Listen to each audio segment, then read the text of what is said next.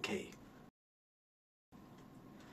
This Asiatic quiver only costs about $50 US. Hello, my name is Hinjun, and I'm going to be talking a little bit about a little AliExpress hidden gem that I found today. I am definitely not procrastinating on my university work or anything like that. But anyways, I don't even know why I'm making this in the first place. Only like 12 people watch my videos. Here's this cool quiver.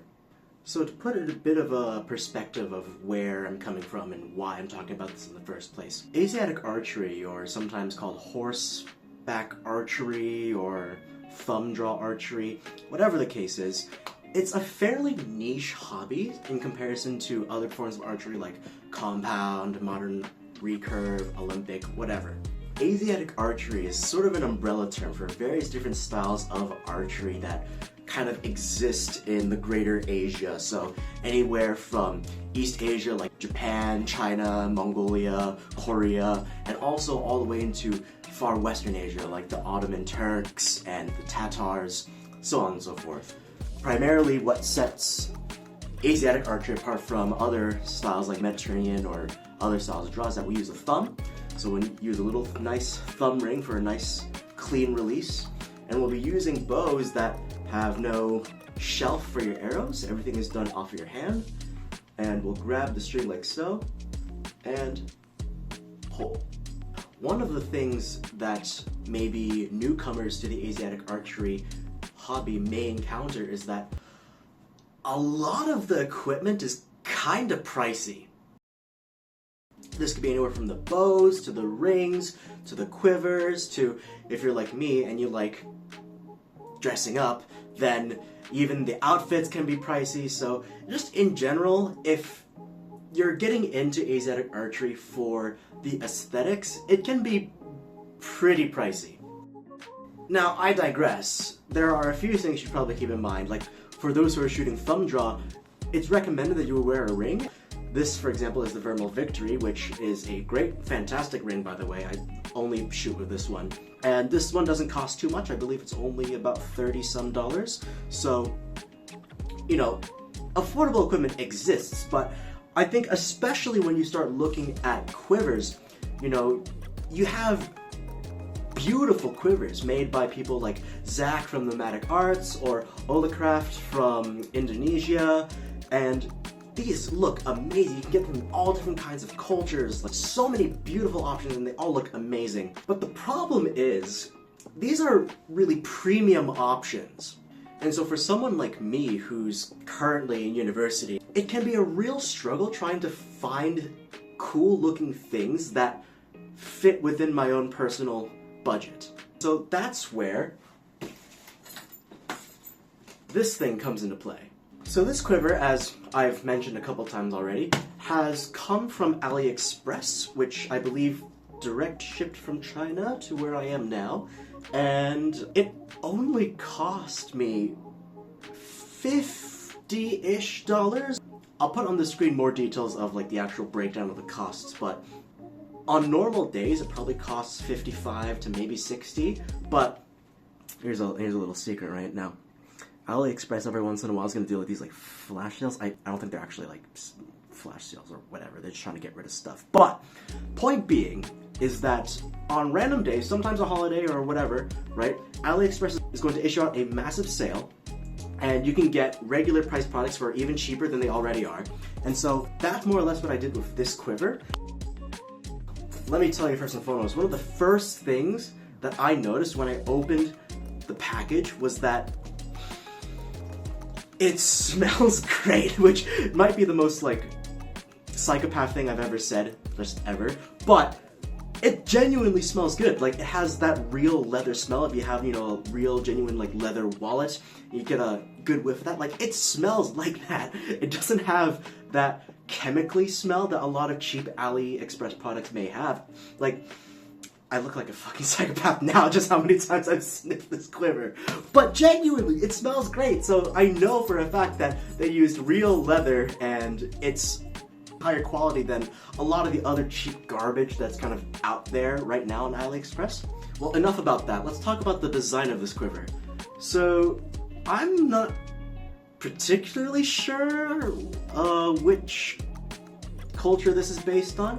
It reminds me a lot of Qing Dynasty quivers with the decorations, but I'm no expert on artifacts and Qing Dynasty. Take what I say with a grain of salt. I actually think, funny enough, on Taobao you could find the same product and they have it listed as a Ming Dynasty quiver. So, there are a couple things that I'd like to point out. Number one is that the sort of belt attachment system that I have here isn't much of a system.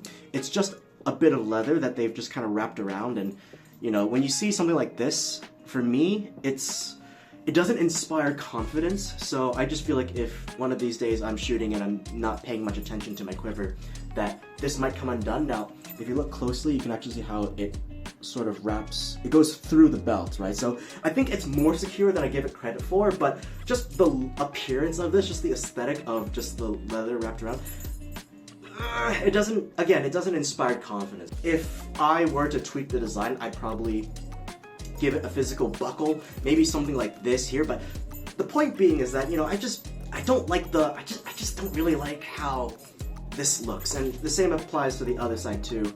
It's just some leather wrapped around. I don't know how much that would change the cost of the product, that's not for me to say, but I just think, you know, it's a small personal preference. Now, I will also say that the belt is really, really long. Let me put it on for you for just a second. Alright, so here you can see the quiver actually on my waist now, and you know, I think it looks great. This is a situation of like one size fits none, so there's going to be a lot of excess belt if you have a pretty small stature like me. I'm only 5'7". Why am I throwing this out? This is not a fun fact time of Hinjun. Anyways, something that you can do, you can take the excess belt, pull it underneath, pull it through like so, and it's out of the way, and it's just going to be up against your body, and you're not going to have some excess belt flying around in the wind. Another thing to note about this quiver is that it has quite the big capacity, so maybe someone who's more autistic than I am can actually count how many arrows. I think I have about 12 in here. So it has quite the large capacity. I can hold about 12, and honestly I think I could probably get like a few more in here. So you can kind of see how there's some like dead spaces like in the front and sort of in the middle, so you can store a lot more arrows than you probably need in a regular little session of shooting. Now, if you haven't noticed, right, on the outside there's this red felt, which I think complements the quiver really nicely, but on the inside it's this ugly gray. So the red felt here, actually I added myself, because when this quiver arrives to you, it's going to be this hideous gray. I mean, I say that and like my hoodie is gray, but like you get what I mean. It just, the gray color doesn't really suit this quiver well. On the listing, it shows that you're using like a black felt, which I think also looks great. But it's kind of just a little bit of a disappointment that, you know, the felt just doesn't really match the pictures. It's instead this, you know, gray color. And I feel like from a manufacturing standpoint, it probably only costs like pennies to change the color of the felt. But I digress, it is only $50 in comparison to the other premium options that are out there. So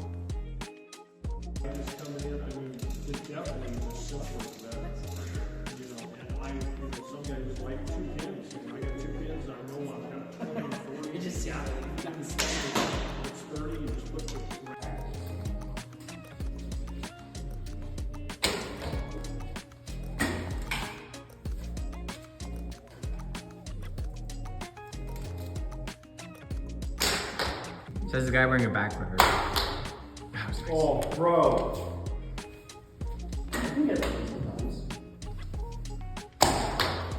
So what sort of thoughts do I have about this quiver? Well, it's really hard to complain considering the price point. Like, in comparison to your premium options, like, you're paying upwards of $150, so just for a product that will basically do the same thing. What you're paying for is the craftsmanship, the labor, and the aesthetics. So, I mean, really, in terms of function, it works great. Like, these arrows are not falling out anytime soon. That felt does a great job.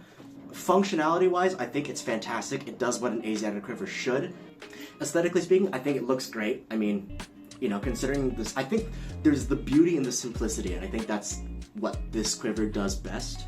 So again, I only have like minor complaints here, like the attachment system, just the leather belt, the leather strip that's just wrapped around. Not a huge fan of that, and definitely not a huge fan of just the plain gray felt on the inside. But otherwise, you know, a little piece of felt that you can get from like the arts and crafts store, it's gonna cost you less than $1 to just buy that, like pennies probably. So it's not a huge problem. You can fix that one in particular really easily.